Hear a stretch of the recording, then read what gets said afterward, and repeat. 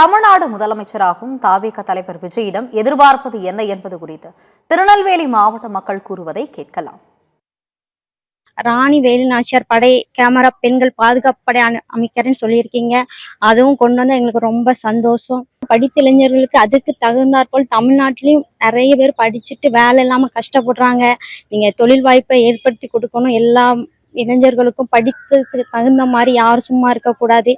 அதுக்கேற்ற மாதிரி தொழில் வாய்ப்பை ஏற்படுத்தி கொடுப்பீங்கன்னு நம்புகிறோம்.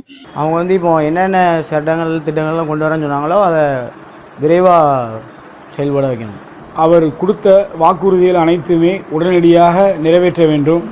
இந்த தமிழக மக்கள் அவர் மீது வச்ச அதிக நம்பிக்கையை அவர் காப்பாற்ற வேண்டும். மக்களுக்கு என்ன தேவை என்று அவரே அறிந்து அவரே களத்தில் அவர் நம்பிக்கைக்குரிய ஆட்களை விட்டு அந்த தேவைகள் அனைத்தும் பூர்த்தி செய்ய வேண்டும்.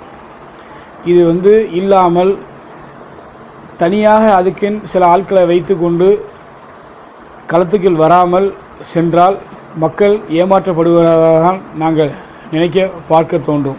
அந்த இவர் அளித்த தேர்தல் வாக்குறுதிகளின் முடியும் அத்தனை வாக்குறுதிகளும் நிறைவேற்றுவார்களா என்பது மக்கள் மனத்திலும் ஒரு கேள்விக்குறி எழுது கொண்டு தான் இருக்கிறது. ஏன்னா வீட்டுக்கு 6 சிலிண்டர் கொடுக்குறேன் அந்த நிறைய திட்டங்கள் சொல்லியிருக்கிறதுனால நடைமுறைப்படுத்த முடியுமா, இல்லை மற்ற தேர்தல் அறிக்கை மாதிரி சொல்லிட்டு அப்படியே விட்டுருவாங்களா மாதிரி மக்கள் மனத்தை கண்ணோட்டம் இருக்கிறது.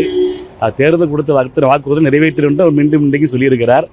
ஆக மக்கள் மத்தியில் அது அவர் செஞ்சால் மீண்டும் நல்ல முறையில் இருக்க முடியுமே தவிர எல்லா வாக்குறுதிகள் முறையில் கொடுத்துட்டு தேர்தல் அறிக்கையை கொடுத்துட்டு நடைமுறைப்படுத்தாமல் இருந்தால் மக்கள் மத்தியில் ஒரு ஏமாற்றமாக ஆகிவிடும். எங்களோட அண்ணன் நினைச்சுதான் நாங்க ஓட்டு போட்டோம். அவர் அதுக்கேற்ற மாதிரி செயல்பட்டாருன்னா எங்களுக்கு சந்தோஷமா இருக்கும்.